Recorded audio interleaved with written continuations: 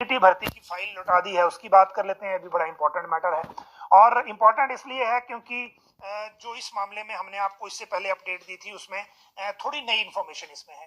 पहली बात तो ये कि लौटाई क्यों है। लौटाई इसलिए है क्योंकि इलेक्ट्रॉनिक्स डेवलपमेंट कॉर्पोरेशन ने वापस एलिमेंट्री डिपार्टमेंट को लिखा है कि क्योंकि अब मॉडल कोड ऑफ कंडक्ट लग गया है तो इस भर्ती को लेकर करना क्या है, इसको लेकर परमिशन कौन देगा। क्या हम इसको अभी नहीं लें, या हम इसको जो है इसको जो है फिर हम बाद में जो इलेक्शन जब खत्म हो जाएंगे उसके बाद लें।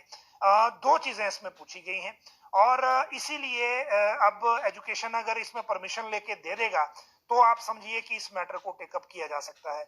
लेकिन अगर परमिशन लेके नहीं दिया तो फिर ये मैटर टेकअप नहीं होगा, तो इसके लिए फिर इंतजार करना पड़ेगा। इन दोनों चीजों के बीच में एक और महत्वपूर्ण चीज ये है दोनों मामलों में कि दो क्वेरीज इससे पहले पूछी गई थी इलेक्ट्रॉनिक्स डेवलपमेंट कॉर्पोरेशन की तरफ से कि किन संस्थानों से एलिजिबल लोग हैं जिनको भर्ती करना है, और दूसरी पूछी गई थी कि बोनाफाइड हिमाचली लेने हैं कि सभी लिए जा सकते हैं। तो डिपार्टमेंट ने रिप्लाई किया था इसमें कि जो 55 उन्होंने लिस्ट दी है इंस्टीट्यूशंस की, वो 55 लिस्ट जो है वो मिल गई है, लेकिन ये लिखा गया है कि 2 साल के डिप्लोमा वाले ही लेने हैं। तो आप अब देखिए कि ये 2 साल वाले डिप्लोमा वाले जो हैं उनकी बात हो रही है, और सिंगल वाले नहीं है। 1 साल वाला उसमें नहीं लिखा गया है अभी, और 2 साल वाले जो है वो भी वही लेने हैं जो लिस्ट दी है 55 संस्थानों की उनसे पढ़े हों। इनकी लिस्ट जो है कॉर्पोरेशन ने अपनी वेबसाइट पे डाल दी थी 55 इंस्टीट्यूट्स की, लेकिन बीच में हटा दी क्योंकि कोड लग गया। जब भी भर्ती शुरू होगी दोबारा से वेबसाइट पे आ जाएगी, वहां आप देख सकते हैं। दूसरी बात बोनाफाइड की थी। बोनाफाइड में फिर रिप्लाई डिपार्टमेंट ने ये दिया है कि जैसे क्लास 3 क्लास 4 में सरकार करती है वैसे आप भी करें, और उसमें ये शर्त है कि जो 10वीं और 12वीं हिमाचल में पढ़ा हो तभी वो एलिजिबल होता है, तो वही शर्त इसमें भी लग जाएगी। लेकिन फिलहाल इस भर्ती का होना क्या है वो कुछ पता नहीं है। 4887 के आसपास पोस्ट हैं, और इसके लिए इंतजार ही अभी एकमात्र तरीका है। अब इसके बाद अगला सब्जेक्ट लें अगर हम, तो उसकी भी बात कर लेते हैं। और जो अगला सब्जेक्ट है भर्ती के लिए वो है अभी जो आउटसोर्स वाला है। और आउटसोर्स वाले की जानकारी हम आपको इसलिए दे रहे हैं, हमने आपको 6 बजे बताया था कि आउटसोर्स पॉलिसी जो पहले हम कौशल विकास निगम को जानी है ऐसा सोच रहे थे, उस पॉलिसी को अब फाइनेंस ही बना रहा है। और प्रबोध सक्सेना ने इसमें सेक्रेटरी टेक्निकल एजुकेशन और जो सेक्रेटरी लेबर एंड एम्प्लॉयमेंट है उनसे एक मीटिंग कर दी है, और वहां चल रहा है कि किस तरह से बनाना है। ठेकेदारों को बीच में से हटा देंगे, और जो एमओयू के जरिए जो एम्प्लॉय हैं आउटसोर्स वाले वो शिफ्ट हो जाएंगे कौशल विकास निगम में, रहेंगे वहीं जहां काम कर रहे हैं। लेकिन आज हाई कोर्ट से एक ऑर्डर आया है बड़ा इंपॉर्टेंट आउटसोर्स को लेकर है, और ये क्योंकि पूरे स्टेट को इफेक्ट करता है इसलिए हम इसकी जानकारी आपको देंगे। हाई कोर्ट ने प्रदेश विश्वविद्यालय में तैनात उन सभी कर्मचारियों के नियमित करने पर रेगुलर करने पर रोक लगा दी है जिन्हें भर्ती एवं पदोन्नति नियमों को दरकिनार कर नियुक्त किया गया था, और ये वो लोग थे जिनको आउटसोर्स के आधार पर लगाया गया था। प्रार्थी की ओर से 130 कर्मियों को निजी तौर पर प्रतिवादी बनाए जाने को लेकर आवेदन दाखिल किया था। इसे कोर्ट ने स्वीकार कर लिया है और उच्च न्यायालय ने ये आदेश पारित कर दिए हैं, तो ये स्टे हो गया।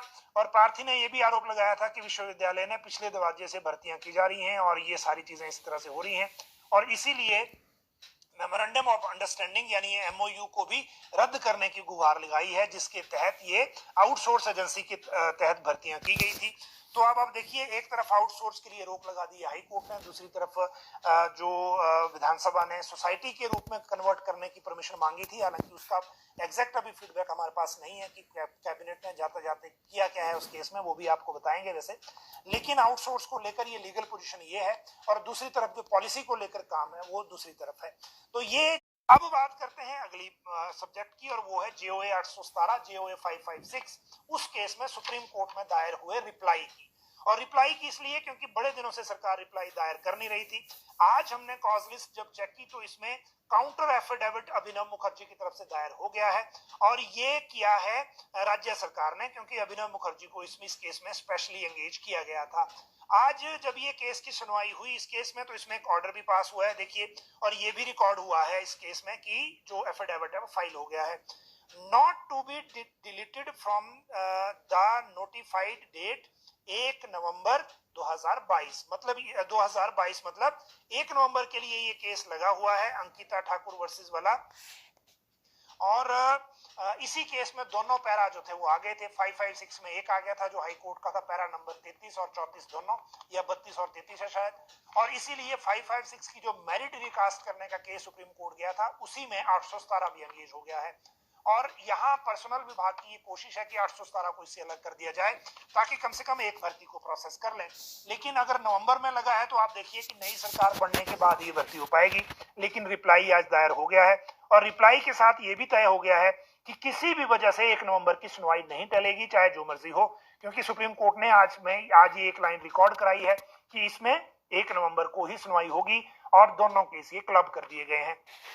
तो ये था जो रिप्लाई। अब रिप्लाई का कंटेंट सामने तब आएगा जब ये दोनों पार्टीज को रिप्लाई की कॉपी मिल जाएगी और उस टाइम हम इसकी जानकारी आपके साथ साझा करेंगे।